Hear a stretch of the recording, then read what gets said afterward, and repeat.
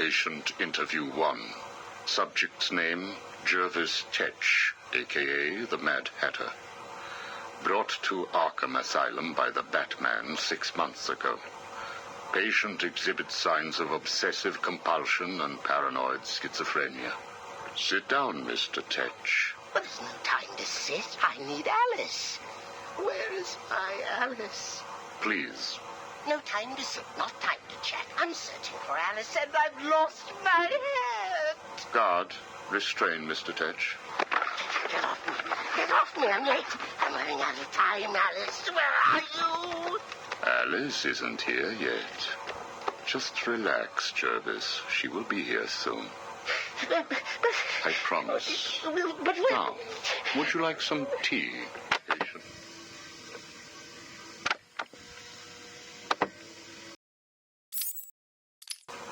Is Alice here yet? No, I'm afraid not. Let us talk while we wait. You and I have much in common, Jervis. Really? Do you know Alice, too? Unfortunately not. You and I both share an interest in the mind, do we not? I studied your papers, Jervis. You are quite brilliant. Truly an extraordinary mind.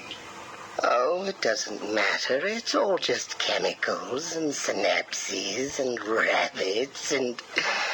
Oh, where is Alice? You need to focus. Think about your work for a minute.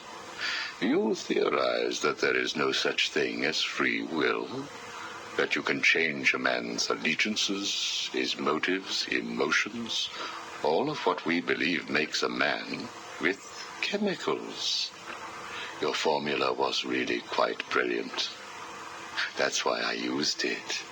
Well, how did you get it? Did Alice give it to you? Wicked girl. Nasty little thing. Is she here yet? Soon, Jervis, soon.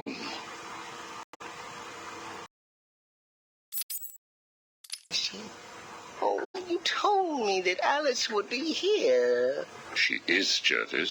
She's right here. Alice? Alice, come out. Don't pout. Don't make me shout. Alice, come out.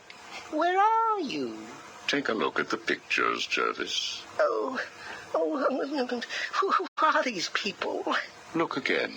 Oh, I don't know who they are. Oh, please, is Alice here or not? Look at the first picture. Look at the dress she's wearing. Look at the hair. It's Alice, isn't it?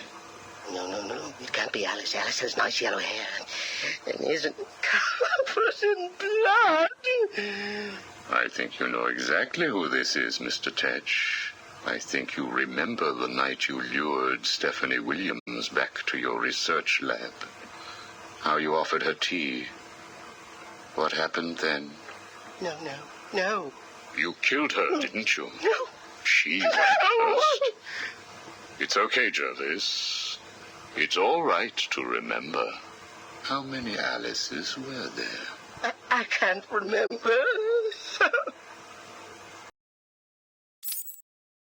Oh, Alice isn't coming, is she? That all depends on how you cooperate. I have a little side project that I'm working on. I could use your help. My help? I can't help. I'll be late. Stay focused, Jervis. This facility is old, tired, full of ghosts. Ghosts? A figure of speech. Do not worry. Arkham Asylum will not exist forever. Its techniques are old, its mission outdated. I intend to create a new Arkham, an Arkham that will rise phoenix-like from the ashes of this one. Is there a fire? We should get out of here. I have arranged for some documents to be left in your cell. They outline a technique I propose to control the mind of, shall we just say, weaker souls. I cannot do it without rabbits. I need rabbits for my research, and tea, And Alice, I know. I have arranged for a number of test subjects to be at your disposal. They have been here at Arkham for so many years that no one will miss them. Shall we meet again next week? Oh, and I took the liberty of having your hats returned. I assume that will provide all the encouragement you require. Well done, well done. I must say you have outperformed even my wildest expectations. Yes, did you see the people at my tea party? They all behaved themselves. Yes, they did, Jervis. I'm very pleased. I have just one last request to make of you. You must keep it a secret. Can you keep a secret, Jervis? With enough hats, I can stop people remembering secrets. Does that count? It will have to. I need you to pay a visit to Warden Sharp. He needs to come around to my way of thinking. To join our tea party? Exactly. I don't want to. Of course you do. How else will you get to play with Alice? What? I have a new assistant for you, Jervis. I had her brought in specially. Look at her. She's just through there. Oh, it's Alice. She's here. No, what are you doing? I need to see her. And you can, as soon as you do what I asked. Can I keep her? Of course. She'll be all yours. She's Alice.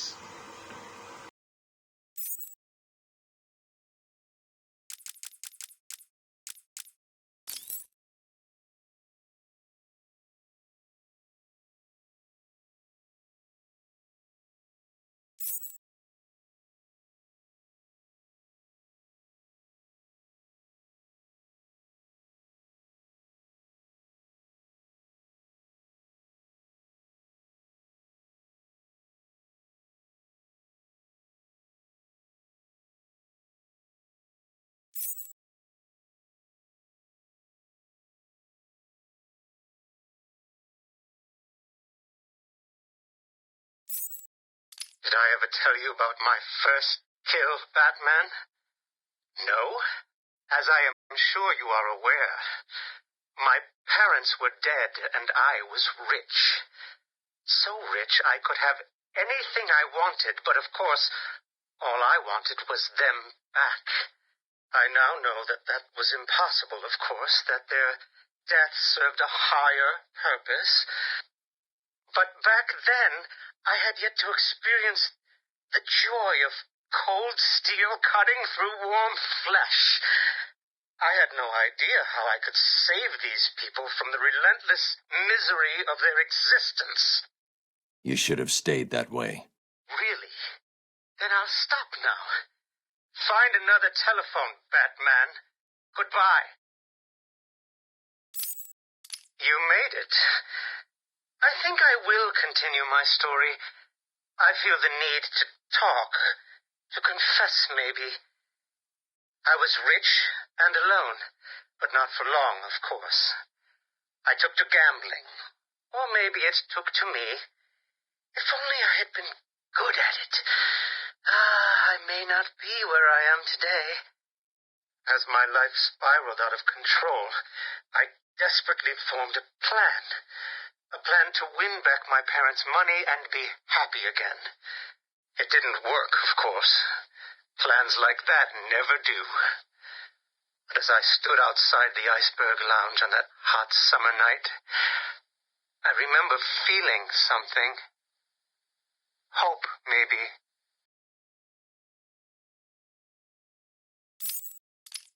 The Iceberg Lounge was crawling with the disgusting flesh of humanity. You could find anything there. If you had the money, of course. At the beginning, I seemed to be winning. The cards all went my way, and I found myself at the owner's table. For some reason, I thought I would win, that he would play fair. I looked around the table. I saw the people I was against. Card sharks, thugs, princes, and the disgusting midget who ran the place. One by one, they all lost or folded. The chips were piling up, and it was just him and me. They called him the Penguin, even back then. He had both eyes, of course. That little accident hadn't happened yet. And both of them were looking at me when I put down my cards. 6 of clubs. 6 of diamonds.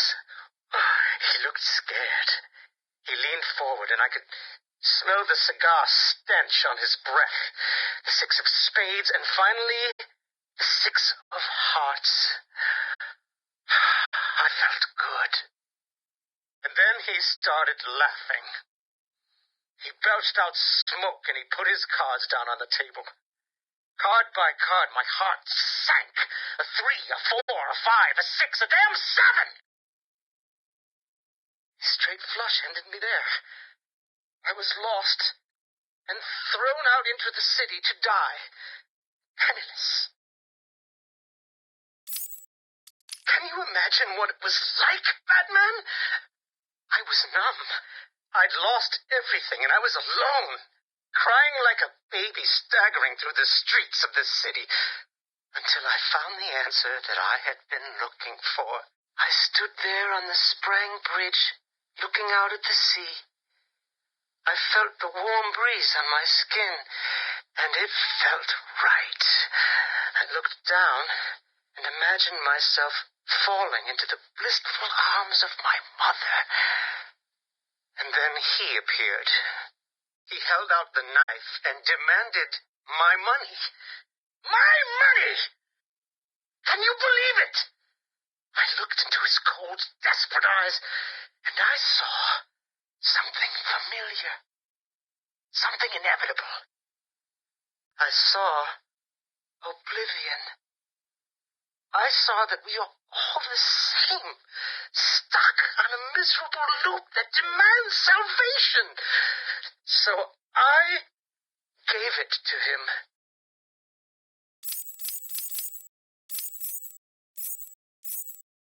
Can you imagine the vagrant's surprise when I grabbed his knife from his hands?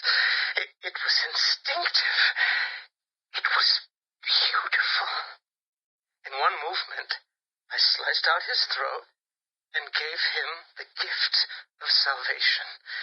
It happened so fast, but I felt every joyous sensation. The blood sprayed over my face, and I saw what little life was left in his eyes leave. But then it was over. I felt lost. Like it had been meaningless, that no one would acknowledge my sacrifice. And then it happened. Without realizing what I was doing, I plunged the knife into my forearm and cut deep. It was incredible. I felt my body elevate to a higher place. It had become a temple to my work.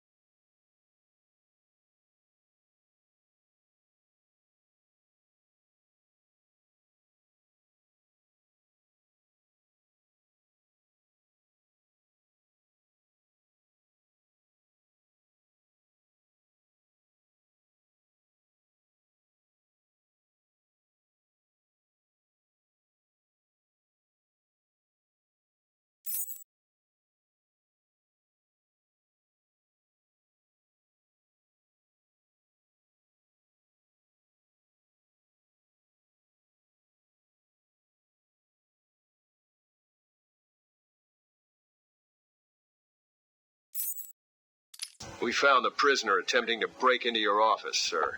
I see. Leave us. Yes, sir.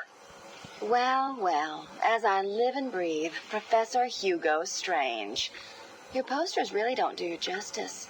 You really are far more evil-looking in real life. Charmed.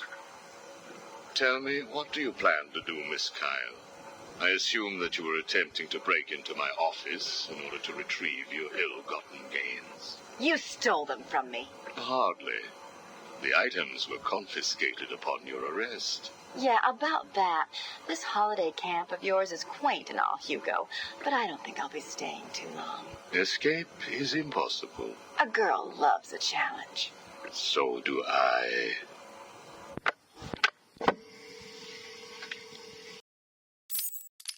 Tell me, what would you do if I let you go?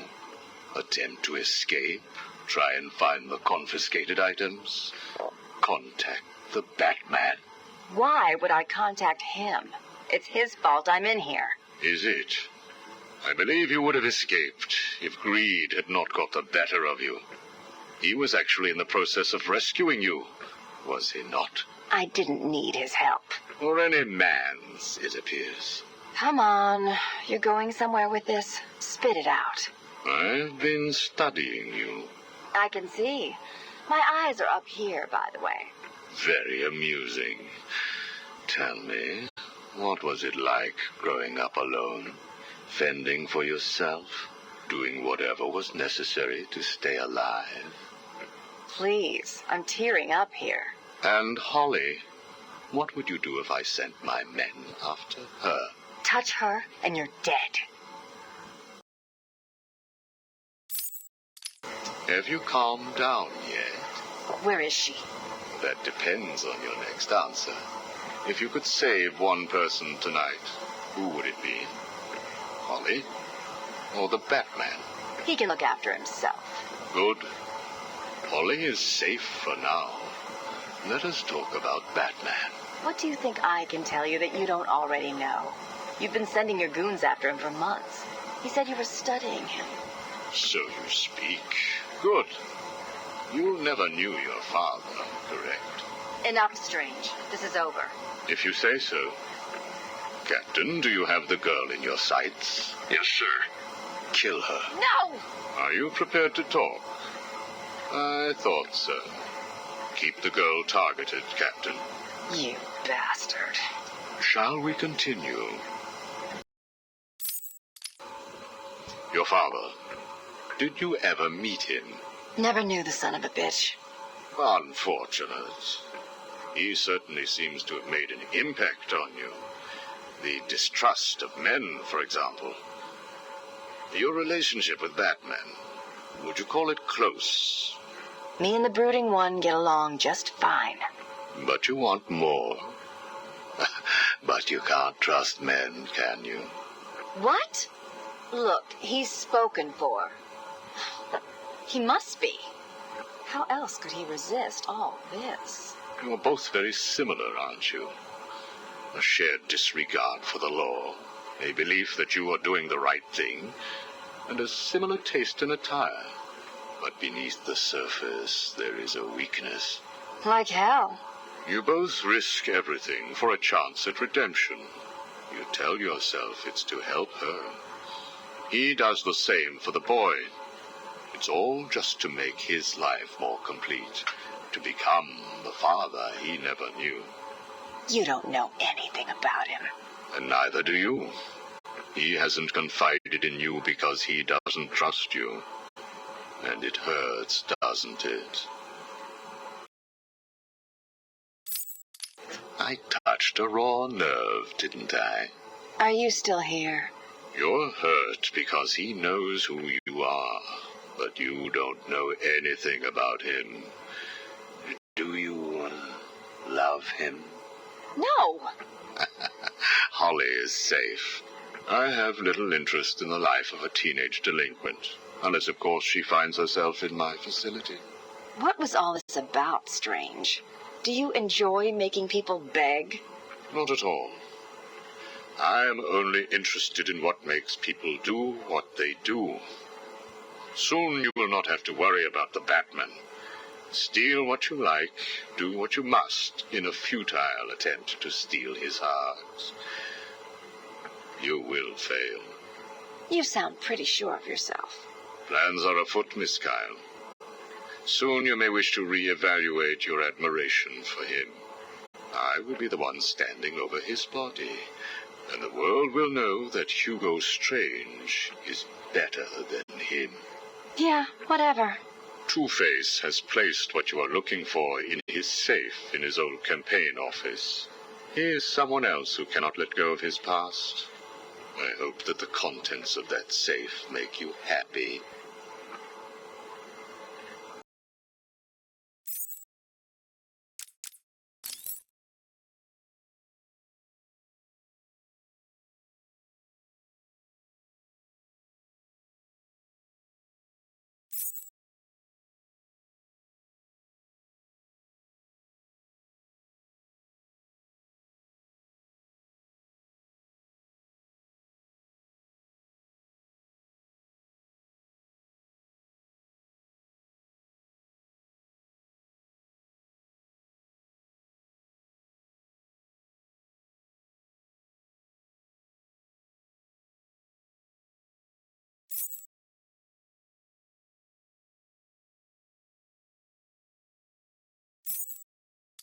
Do not fret, Mr. Mayor. Everything is under control, I promise you. It's not that I don't trust you, Hugo. It's just the headaches. The pain. They come all the time now. Continue to take the medication. It is late, Mr. Mayor. You are tired. You need your sleep. Of course. I need my sleep. You will hang up now. I will hang up now. Imbecile. I couldn't have put it better myself. What? How dare you enter my office? Oh, I'm not in your office. And please don't insult me by attempting to trace this broadcast. You will fail. I take it I am talking to Mr. Edward Nigma. Do you know of any other inmate in your twisted little penitentiary who is ingenious enough to arrange this little chat? Narcissism, a compulsive desire to prove his intellect, and a predilection for riddles. You've read my file. Of course. Good. Then let's get started. How do you attempt to understand what is going on in Arkham City when all of the answers are strange? Good evening, Hugo. I believe it is time for our one-on-one. No. It is time for you to stop this and give up. My tiger guards will find you, and when that happens, I will perform the procedure on you myself. Procedure? Oh, you mean what you did to all those poor fools back at the asylum. To be honest, I think you did them a favor. How do I know that you requested access to all the most forgettable patients and proceeded to melt their brains with the help of that confused milliner? Or did you mean, how do I know that you have been providing the ex-warden with your own special medication? No doubt intended to render his synapses more malleable to your suggestions. Or maybe you are currently wondering if I know about the secret panel in your closet. How it slides back to reveal what you want most. How you sit, wearing that suit, crying into your hands as you question whether you are really worthy. What do you want, Mr. Nigma? Oh, that's easy. I want exactly what you want. And what's that? Batman, dead. Humiliated, but dead. Knock, knock, Professor. Guess who? I grow tired of these insipid games, Mr. Nigma. If you wish to speak to me, my guards will escort you safely to my tower. Please, Hugo. If you're going to set a trap, at least pretend to try harder than that. No traps, Edward. I simply wish to grant you safe passage through Arkham City.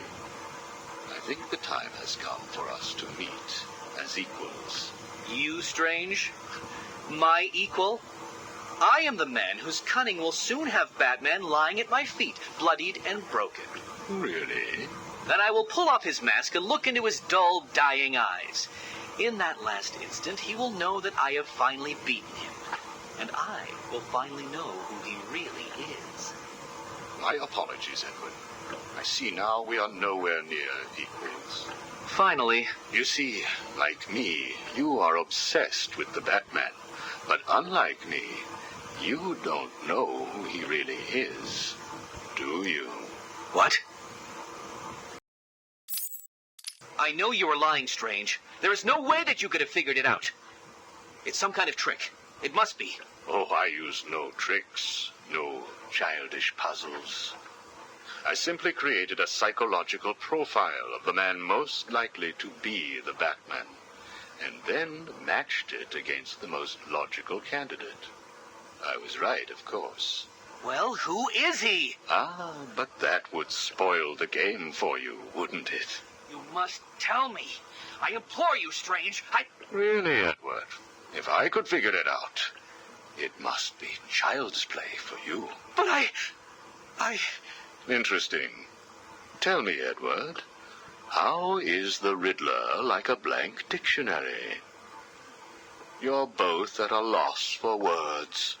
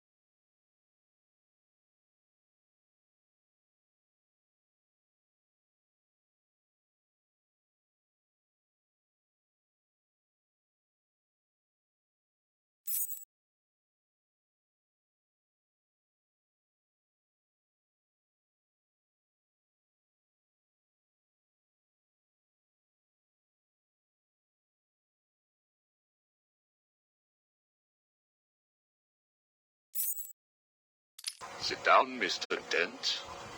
It is Mr. Dent I'm talking to, right? Use our real name. Two-Face, if you wish. Please, sit. What is it, Strange? Not happy just arresting us, throwing us in this place? I wish to understand you.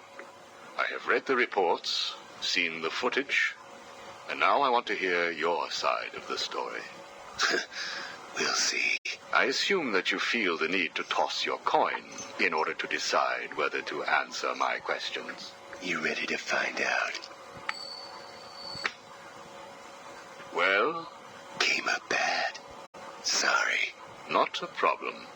Guard, take Mr. Dent's coin off of him. No! Good. Now let us see what fate has in store for you.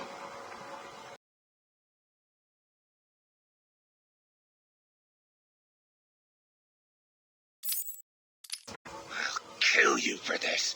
Really? Look at your coin. It wants you to tell me about that day in the courtroom. It was painful. Elaborate. I was naive. I thought I could make a difference. Falcone was going to go down for what he had done. But he had other plans. Look at my face. I am. A combination of first, second, and third degree burning. The scar tissue is quite fascinating. You think? And that is all it took to make you the way you are. Give me my coin. Not yet. What is it, Strange? Are you enjoying this? Not in the slightest. Let's go back further. You were a rising star, a beacon of light for this city. A white knight riding in to save it, with a dark knight not far behind. You can leave him out of this. He's wrong. They all are. No one understands the beauty of fate's hand. I'm grateful to Falcone. He gave me a clarity, a purity that few will know.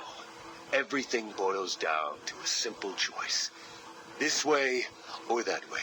Good or bad. Do you really believe that? How could I not? Interesting. So all you need is this coin, and everything is simple? Give me it. Or what about this coin? Or this? Or these? What are you doing? Proving a point. Fate didn't make you answer my question. I did.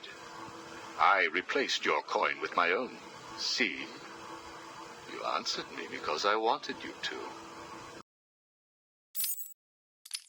How is he today? The prisoner has been quiet. Since getting those coins, he has spent most of his time examining them.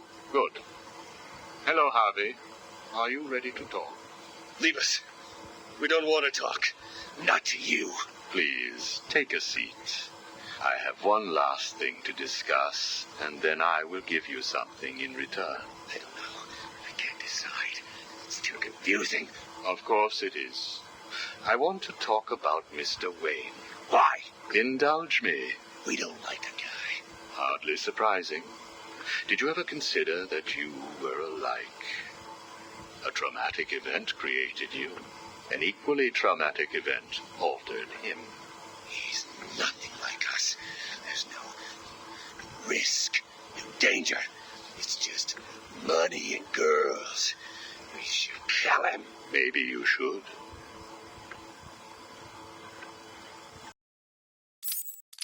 Listen to me, Harvey.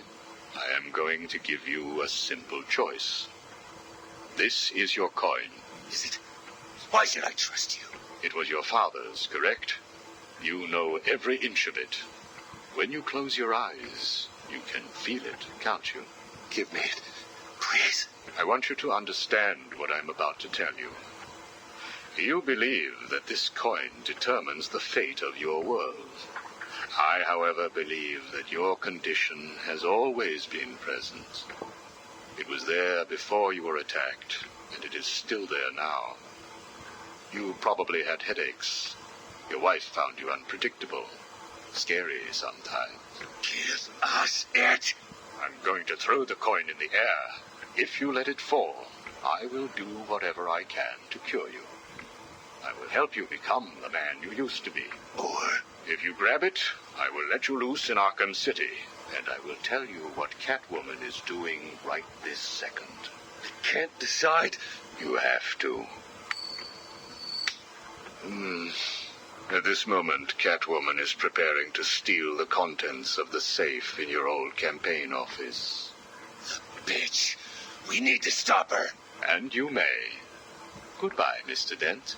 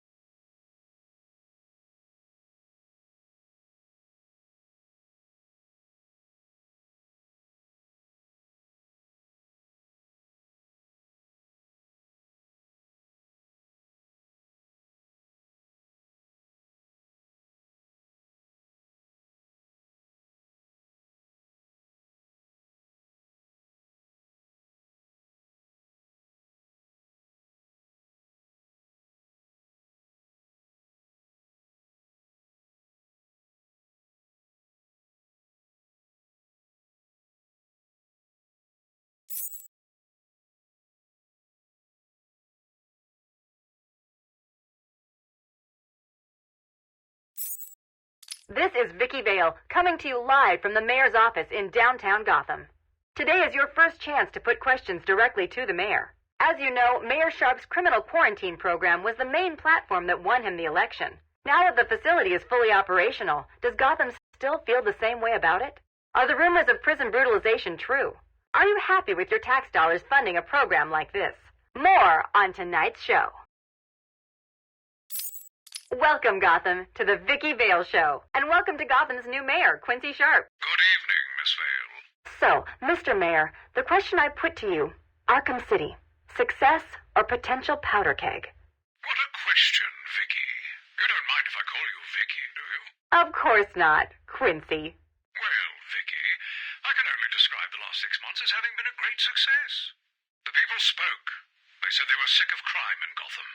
They said they didn't want to place their safety, their children's safety, in the hands of vigilantes like Batman, Nightwing, and there's at least one more.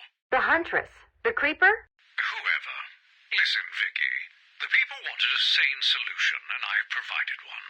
My administration has taken steps to guarantee the personal safety of each and every member of Gotham, from the rich to the poor, by separating the disgusting criminal element that eats away at our fine city like a cancer from the good people who want only to live their lives in peace. I have struck a blow that will change this great city forever. And what do you say to those who campaign against the plan? To those who call it inhumane? I believe the campaign against the zone has its fair share of celebrity members.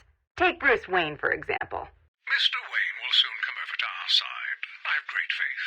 In fact, I have a meeting scheduled with his people for tomorrow. We must never forget that it was filthy degenerates, like the prisoners of Arkham City, who were responsible for murdering Mr. Wayne's family. Even so, Bruce Wayne doesn't seem to be a huge fan of your plans. Time will tell, Vicky. Now, if you will excuse me. Of course. Thank you, Mr. Mayor. That was what Quincy Sharp, mayor of Gotham City, had to say last week. I wonder how he feels now that Bruce Wayne has been sent into Arkham City.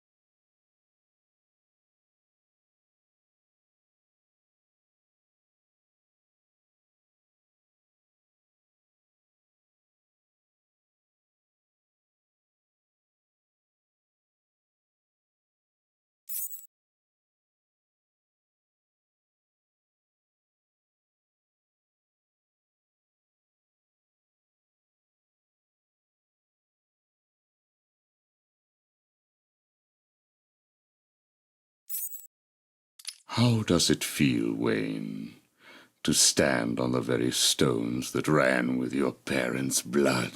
Do you feel sad, full of rage? Or does that outfit help bury your feelings, hiding your true self? Oh, you are a truly extraordinary specimen.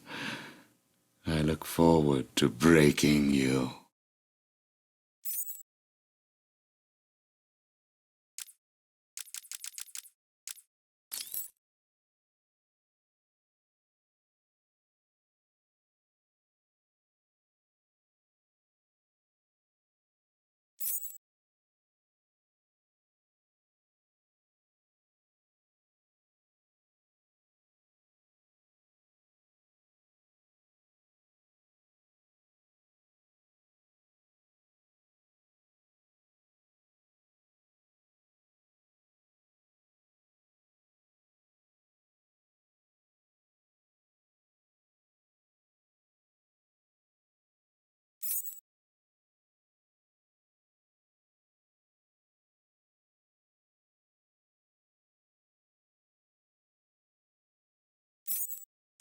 I'm only doing this as a courtesy, Strange.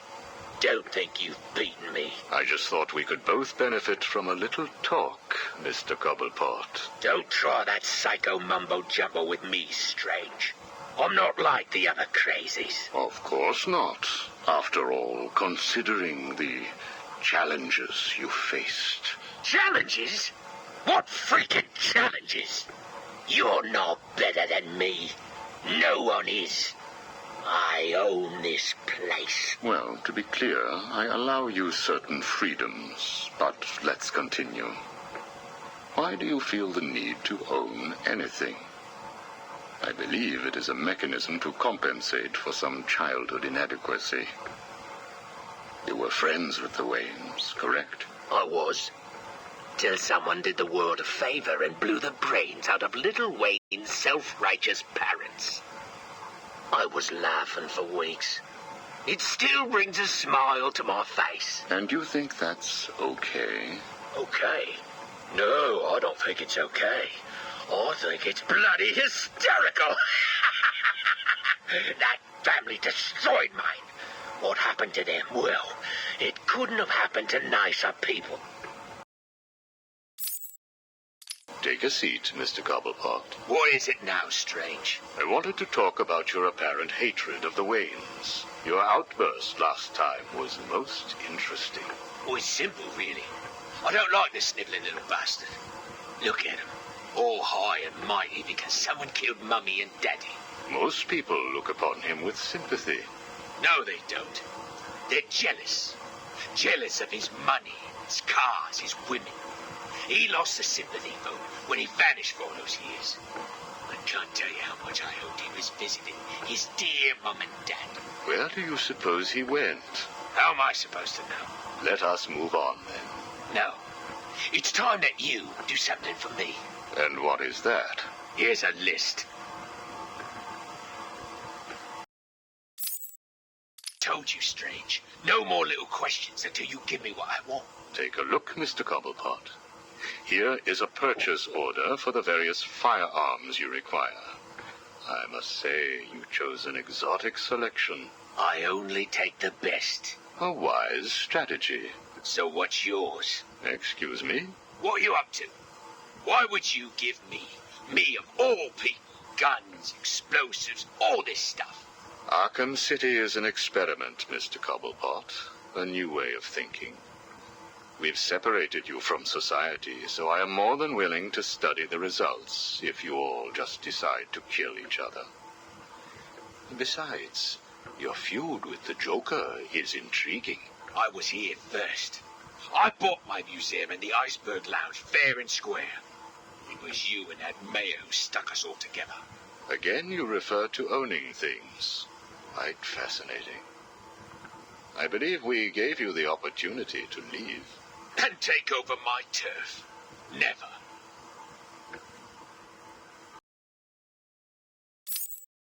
Good evening, Mr. Cobblepot. I trust you received the second delivery. Yeah, I did. I don't know what you did to those dribbling monkeys, Strange, but they were perfect. I'm glad. It appears that we can both help each other. If you say so. I suppose it doesn't hurt that by the time I'm done with them, they're usually in too many pieces for anyone to know what you're really getting up to in those rooms of yours. I have no idea what you are talking about. Of course not. So, Hugo. The clown. She really dying? It appears so. Self-inflicted, of course, but yes, he is. He has Mr. Freeze working on a potential cure, but I am sure neither of us want him to get his hands on it, do we? We're ready. Good. Now, one last thing. Your face. It's beautiful, isn't it? The eye. I believe it was the result of a bar brawl, correct? Torag got lucky. He got his, though. He took my eye. I took both of his. Left him trying to walk across the Gotham freeway at rush hour. Hilarious. You're a rich man, Mr. Cobblepot. You could have had that glass removed. They said it was impossible. And what the hell? I think it gives me a more unique look. Know what I mean? Now, where is Freeze? He's right here, in the room next door. You can take him with you. Are you familiar with the term Napoleon complex? No. What is it? It's nothing. Oh, and one last thing. Here is a list of 10 prisoners I believe work for you. Yeah? So what? You want to saw their heads open and scoop out their brains too? No. I just thought you'd like to know that they are all in the employ of the GCPD. What? I believe you know what to do with them. I don't like being spied on, Mr. Cobblepot. Good night.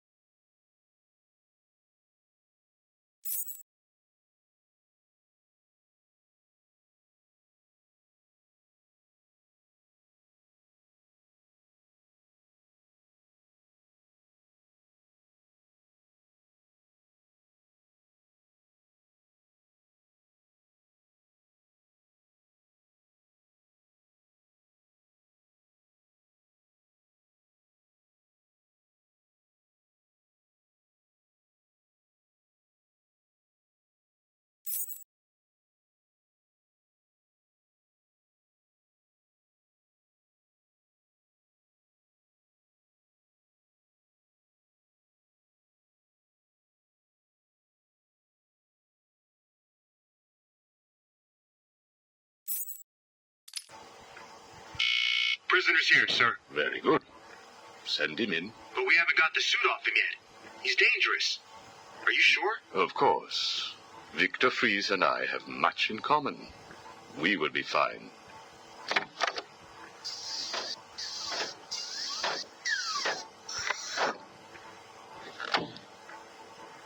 Welcome to my facility.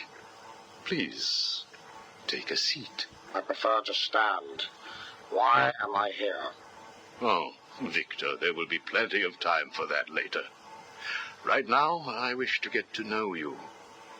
Discover how you came to have such a frosty outlook on life. I have nothing to say to you. You may have taken my weapons, but my suit still has considerable offensive capabilities. I will freeze the marrow in your legs. Each bone will shatter and fracture while you remain completely aware of your impending paralysis, begging me to end you. I don't think that you will do that, Victor. Really? Why not? Simple.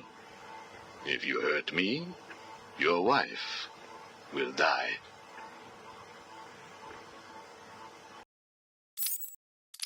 Where is she? Where is my wife? Nora is in safe hands. Now, let's discuss an incident from your childhood. No. Then this is over. Guard. Wait. What do you wish to learn? Your early years were troubled. I was not a sociable child, but that is all. Even your parents disowned you. They sent you away to a reform school, correct? They did not understand my work. Your work? According to a police report, you froze over a dozen of your neighbor's pets. I have always had an interest in cryonic preservation. I didn't understand why my parents allowed our sick pets to die instead of attempting to save them. So I set about finding my own way. I intended to revive all of those creatures. But you didn't. Which brings us to Nora.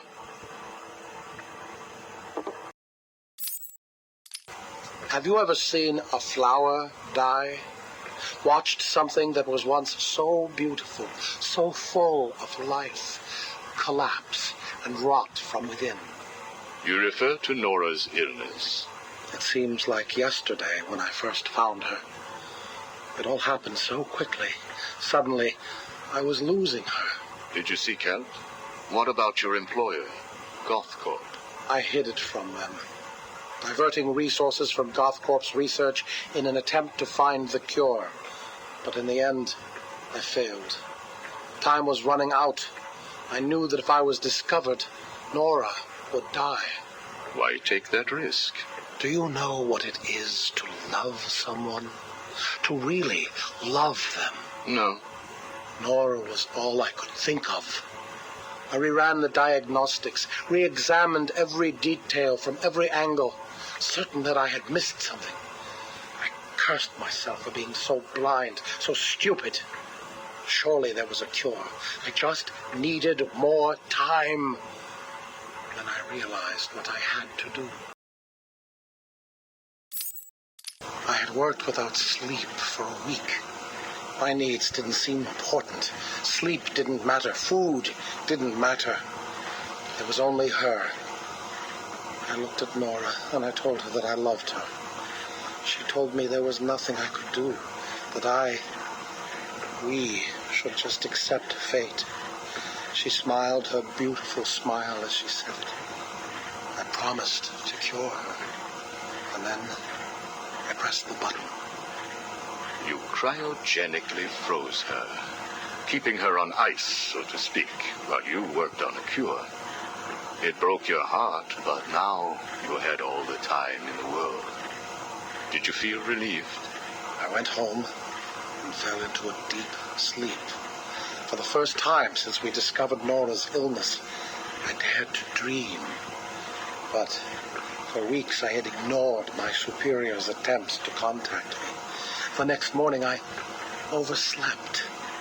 By the time I got to the lab, Ferris Boyle, the CEO, was there waiting. What did he do? He accused me of industrial espionage, which I denied. But then his guards found Nora. Boyle told me that, like all of my research, she belonged to him. I was enraged. I attacked him. His guards beat me back, and in the struggle, I was drenched by the cryogenic chemical I had created. I lay on the floor, helpless, watching the guards steal Nora away. Boyle told me it was a tragedy for such a promising mind to perish in a lab accident. Then he left me to die. But you survived. The chemicals were absorbed into my body and transformed my metabolism. My body went numb. I felt a strange tingling, then searing pain all over. Each breath ignited my lungs. I clawed my way back to a refrigeration unit, and as I closed the door behind me, I felt the icy chill calm my aching body. Things suddenly seemed clear. What seemed clear? Finding a cure for Nora? No. Revenge. Boyle would pay.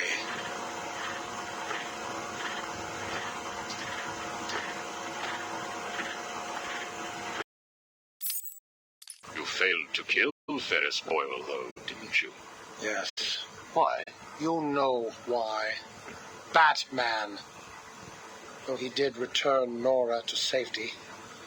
Until you got her. See? There you go. Blame me. Blame your parents because you failed to revive the neighbor's pets. Blame Ferris Boyle for spoiling your plans to cure Nora. Blame Batman for stopping your revenge against Boyle. And now, your Nora is in danger. Because of you. No, Victor. Because of you. You have always had a heart of ice. You stole people's pets. You stole GothCorp resources.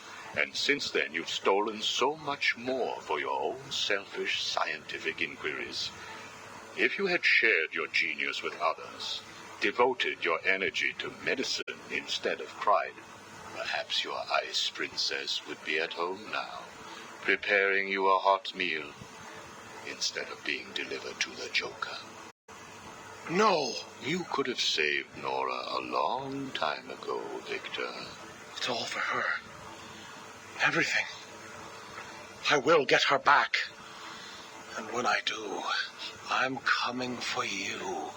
Thank you. We are done now. Nora.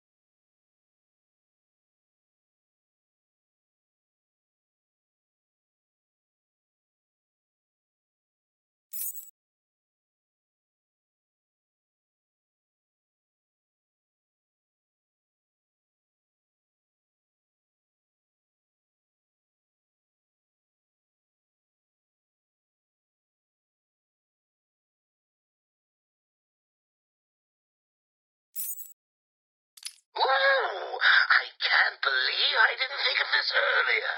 A hotline straight to my bestest friend in the world.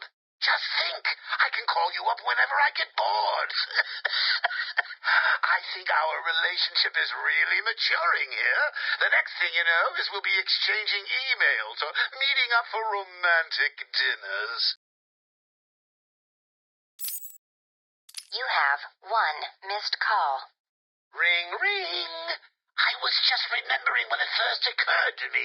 It was about 6 months after you left me on that rooftop back at the asylum. As the bones knitted back together, I had plenty of time to think. So how do you keep a secret from the world's greatest detective? Well, do you know? It's easy. You stick it right in front of him, right under his long, pointy nose, and wait. I hope you're doing your best here, Bats, because I've just had a horrible thought. We could both actually die here tonight. Fortunately, the odds are weighted in my favor, but just imagine how you'll feel if I'm gone. It's not like you're not lonely enough, right? All that brooding is not good for you, you know. Do you have someone to go home to each morning? And I don't mean that kid you drag across the rooftops. I mean someone real, someone you can talk to. I don't think you do. It's sad, isn't it? You do all this for Gotham, and the only person you can rely on is me. You have one missed call. Hey, been missing you. Get back to me. Laters. You have one missed call. Hello? I'm not sure that you got my call earlier. I'm just dying to speak to you. Call me, Bats. You have one missed call. Bats? Seriously? You're making me paranoid. Why aren't you answering my calls? You haven't gone and died on me, have you? You have one missed call. Look, I know you're not dead. I'm missing a group of my guys down under the tower. Guess that means you know about the guns already. Okay, I admit it, they're mine. Strange gives them to me, okay? Can we be BFFs again? You have one missed call. Maybe it wasn't you that took out my guys. All right, then. The message I left before, you know, the one I left about the guns, you can ignore it. Just delete it. You have one missed call. Right. This is getting ridiculous. I've been leaving messages all night and you still haven't got back to me. Who do I need to kill to make you pick up? You have one missed call. At last? Hey, Bats, where you been? I was just calling to find out how you're feeling. Are you getting the hallucinations yet? I know. It's hard to tell these days. You just never can tell if it's Scarecrow again, that little guy with the hat, my blood running through your veins, or if after all this time you really are actually going crazy. You have one missed call. Hey, Bats, are you okay? I'm sorry I had Harley steal your cure. You were so busy with Freeze that she didn't even have time to ask. But don't worry, as soon as that little minx is back here and I've had my share, I'll save some for you. You'll have to work for it, but it will be right here waiting for you. You probably won't believe this, but I don't really think I can sit back and watch you die. It's selfish, really, but we need each other. Life would be so boring without you. Who would I talk to? Who would really understand me?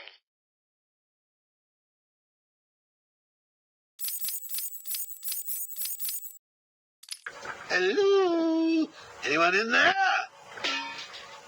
No sense of humor. Ah, the strong and silent type, eh? Think you're safe behind that mask? Give me 20 minutes and a can opener, and I'll have you whimpering like a schoolgirl. You might like it. That's enough, patient. Guard, leave us. Yes, sir. Good afternoon. My name is Professor Hugo Strange. And you are? Two-Face. Catwoman. Batman. We can play these games as long as you like. Great. I love games. Not in my facility, you won't. I am offering you this opportunity to make a deal.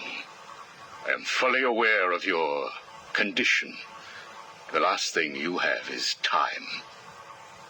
But I can make your final days more comfortable. And in return, I'd be giving you... I wish to study you. I need to know why you are the way you are. I don't have long, Doc. You're going to need more than some psycho mumbo-jumbo to get to the bottom of what's wrong with me. Oh, I have more than that. Much more.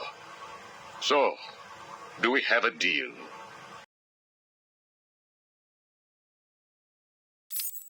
How are you feeling today? You promised me another doctor, Strange. Maybe you shouldn't have killed the one I sent last week. What made you do it? Fish gotta swim, birds gotta fly.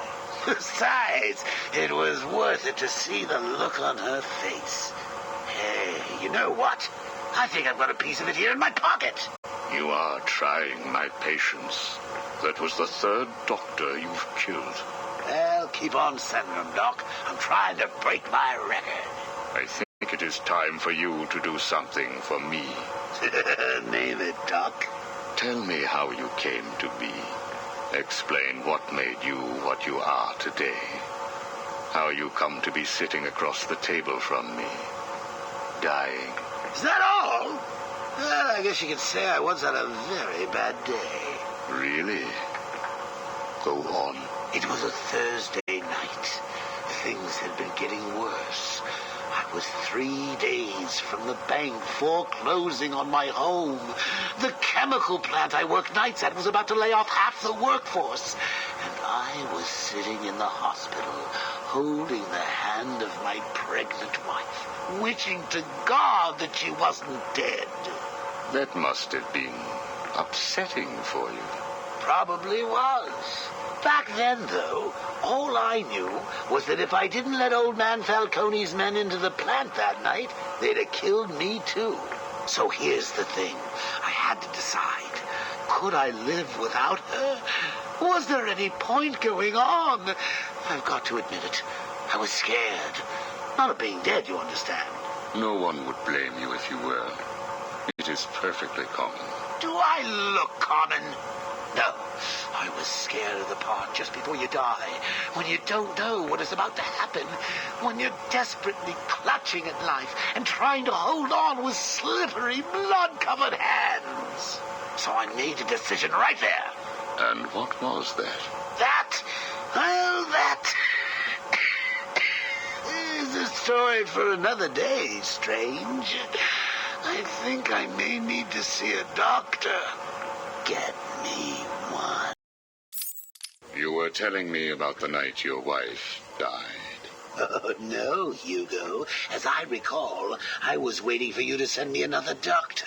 We both know I have sent you 3 more doctors. Did you? Yes. One was left dismembered outside the elevator to my office. The other 2 have not been seen since they were sent to you. How careless. Listen, Doc. Professor.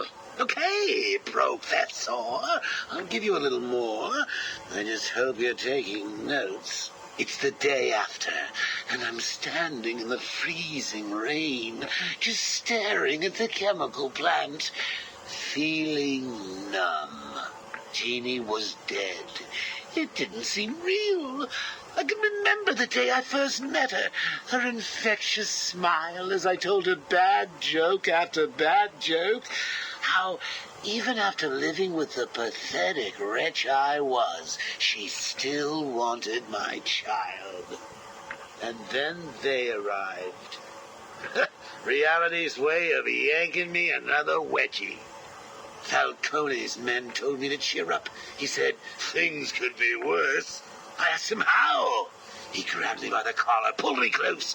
He'd been eating garlic, and each word stank as he threatened to perform oral surgery on me with a nail and a brick. A creative guy. They hand me a box. I remember thinking it was heavy. Was it a bomb? A gun? I'd never used a gun before. Were they that heavy? And what was in the box? How's that doctor coming along? I'll get you one. And when you do, I'll tell you the rest. You are looking a little better, yes. Well, I have my good days and bad days, but I do try and start each one with a smile. Are you ready to continue your story? Yeah, why not? So where was I? The box. Ah, yes, the box. So there I was, tearing open this box, expecting the worst. And all it had in it was a crazy red dome and a cloak. I thought they were having a joke with me, but oh no. They made me put it on. They said it was a disguise. It would keep me safe. It smelled like garlic. And that was it, really. I was dressed up like a spaceman, barely able to see, trying to break into the one place in this town that had given me a job. Have you ever tried to walk with an enormous fishbowl on your head? Don't answer that. It's hard. I couldn't see where I was going. I must have tripped one of the alarms. I heard muffled gunfire. I panicked and tried to run. And then I saw him. Who? Batman. Really? Yes, really. Batman tried to hit me. I moved out of the way, but, well, what you need to understand is I had this giant bowl on my head, and I lost my balance. It's like life, really. 1 minute everything's bad, and the next your wife's dead and you're hanging on for dear life, suspended over a tank of experimental chemicals. I'm sure he'd say he tried to save me, but we all know he didn't. I fell. For a second, just as I hit the surface, I thought I may just get away with this. I assume that wasn't the case. Do I look like I got away with it? I was drowning. The chemicals were burning my skin. My entire body felt like it was on fire. And it was all his fault. Whose fault? Batman's? Who else? Yours? Come again? Let me tell you what I believe. I believe that you have fabricated a series of events that you use to conceal the truth about your condition. I have read 12 different accounts of your past, all different, except for one detail. Batman. What can I say? I like to keep things interesting. A wise man once told me that if you have to have an origin story, you're better off making it multiple choice. And never facing up to the truth of what happened. What you did. How you got here. Oh, I know exactly how I got here. A big truck brought me here from Arkham. You remember the asylum, don't you? Of course. Well, good. Because I'd hate to think that I'd fabricated seeing you watching me in my cell all those times. Excuse me? Hugo, you merry maniac. You were obsessed with me. You all were trying to get in here. Next thing you'll tell me it wasn't you who sent old Sharpie over the edge. Nice work, by the way. Thank you. So here's the thing. If you want to make sure that no one else finds out about your past, you should stop poking your nose into mine. Oh, and send me another doc. I think I need a second opinion.